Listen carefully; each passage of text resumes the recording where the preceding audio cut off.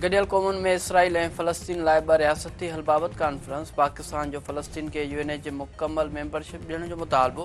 Conference खे ख़िताब कंदे नायब वज़ीर आज़म इसहाक़ डार चयो आहे त फ़लस्तीन मसइलो हल न थियणु रुॻो सियासी नाकामी न आहे, उन जा ॿिया बि कारण आहिनि। अॼु गज़ा इंसानी हक़नि जे क़ानून जो क़ब्रिस्तान बणियल आहे।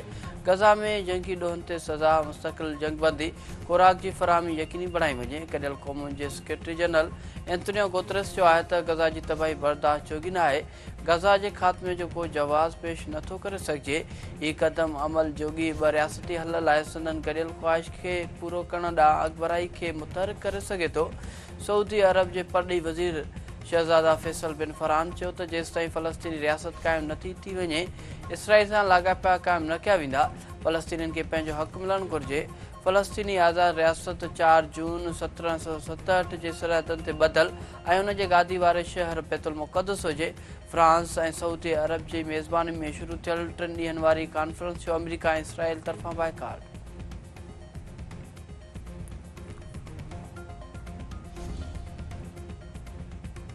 भारत संतास मुआदे खे हिक तरफ़े तौरु ख़त्म नथो करे सघे। 3 दरियाहनि ते असांजो हक़ आहे।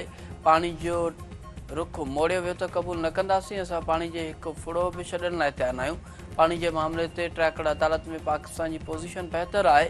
Field marshal general Asim Munir जी क़यादत में पाक फ़ौज अमन लाइ कोशिशूं करे रही आहे। भारत तरफ़ां तकरारी बयाननि सबबि पाकिस्तान अलर्ट आहे। पाकिस्तान भारत सां जामिया ॻाल्हियुनि लाइ तयारु आहे। चीन सां ॿाहिराणा लाॻापिया आहिनि। अमेरिका सां बि पुराणा ॻंढापा आहिनि। अमरीकी परॾेही वज़ीर मार्को रूबियो सां मुलाक़ात लाभाइती रही। नायब वज़ीर आज़म इसहाक़ डार जी न्यूयॉर्क में प्रेस कॉन्फ्रेंस।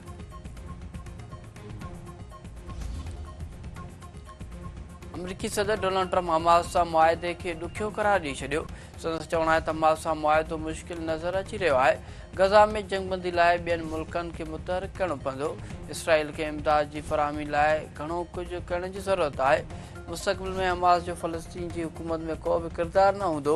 ईरान मां अञा ताईं नाकारी इशारा मिली रहिया आहिनि। जेकॾहिं तहरान एटमी प्रोग्राम शुरू कयो त ख़तमु कयो वेंदो। पाक भारत समेत 6 जंगियूं बंदि करायूं आहिनि। अमरीकी सदर डोनाल्ड ट्रम्प जी बरतानवी वज़ीर आज़म केयर स्टारमर सां मुलाक़ात। गज़ा में फौरी तौरु जंगबंदी कराइण ते इतफ़ाक़।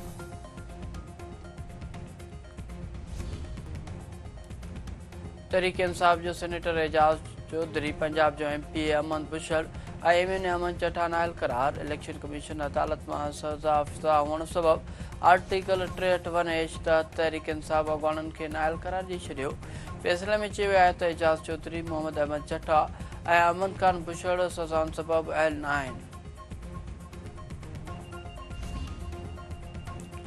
पंजाब असेंबली में हिकु दफ़ो ॿीहर हुकूमती ऐं मुख़ालिफ़ धुर मेंबर आमने साम्हूं। मुख़ालिफ़ धुर MP ख़ालिद डोगर हुकूमती मेंबर एहसान रियाज़ खे चमाट वाहे छॾी। असेंबली जे 15 इजलासनि लाइ मुअतल।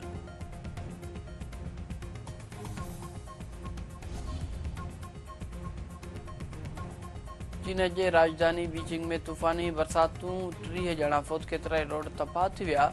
80 खां वधीक माण्हू महफ़ूज़ हंधनि ॾांहुं मुंतक़िल। 130 खां वधीक ॻोठ बिजली खां महरूम थी विया।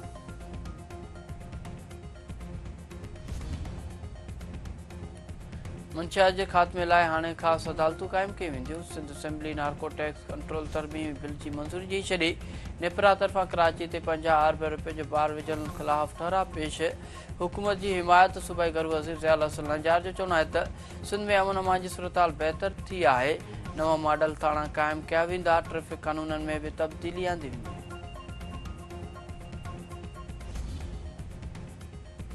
मदे जी भरिसां फ़ौरन जी फायरिंग जे मज़दार ड्राइवर क़त्ल। गाइजा थाणे जी हद ॻोठ मोहम्मद खान ॿोड़ो भरिसां ॿोड़ा स्टाफ सखर लाड़कान रोड ते हथियारबंदनि रोड ते रंडकूं विझी ईंदड़ वेंदड़ गाॾियुनि खां फुलुट कई। हथियारबंदनि जी फायरिंग में खुशदार मां भाॼियूं खणी सखर वेंदड़ ज़हरी वारे इलाइक़े जो रहवासी मज़दार ड्राइवर शाहनवाज़ बिरोही मारिजी वियो। लाश अस्पताल मुंतक़िल।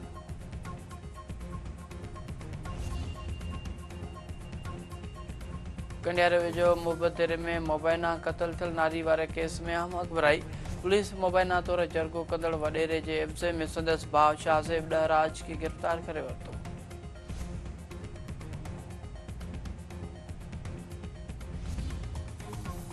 ऐं इंग्लिश टीम के कप्तान बेन स्टोक भारतीय रांदीगर रविंद्र जडेजा सां हथ न मिलाइण बाबति ख़ामोशी टोड़े छॾी।